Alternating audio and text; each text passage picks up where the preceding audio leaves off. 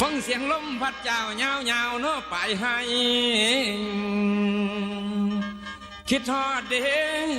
คิดทอดสาวผู้นี้ไปบอกกี่คอยอยู่ทางบ้านไปบ่นานสิโง่คงยังตกลงได้เว้าวางลืมสัญญาไปมิดจอยให้คอยจ้องส่องแต่ทางละน้อนางละน้อง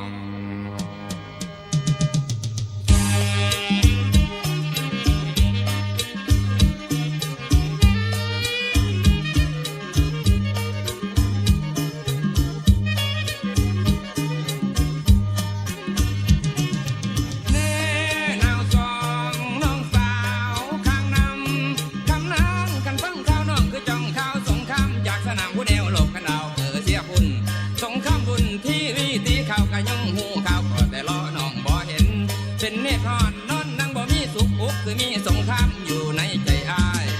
ทำนางทำลายบ้างทางในใจพี่ขีปะนางบุดน้องมายิงซ้ำเถื่อสองจังแม่นน้องมายำมาอีตายเป็นที่ยังไทยอยู่ไปเครื่องแค้นโอ้หนอแฟนแสนรักปากใจเขาตัดเยื่อใยสัมพันธ์ไมตรีมีไผแย่งไก่แฟนแกนขังแทนขังผู้แช่นขังเอาเงินขังอกตุ่มเอาเงินตุ่มท่อใด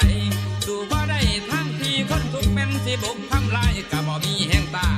นั่นคนใดใจคนมันมุนกันนับแต่มือสิบุญบ่มีมองผักแห้งแบ่งบาทหน่อยค่อยอุ่นจนหยิบค่อยสัมพันธ์ตะมีดก็จังที่ล้อคอยนองนั่งเมื่อมองแสงของดวงจันทร์กลางคืนเพ้อฝันกลางวันเฝ้าคอยบอกให้คอยพี่นี้คอยน้องนางหยุดจบทางรักคือเสียใจเป็นยังไงมาค่อยดนทนอยู่ข่าวว่ามีสิหูทางน้องอยู่เนาเก้าสี่ห้าง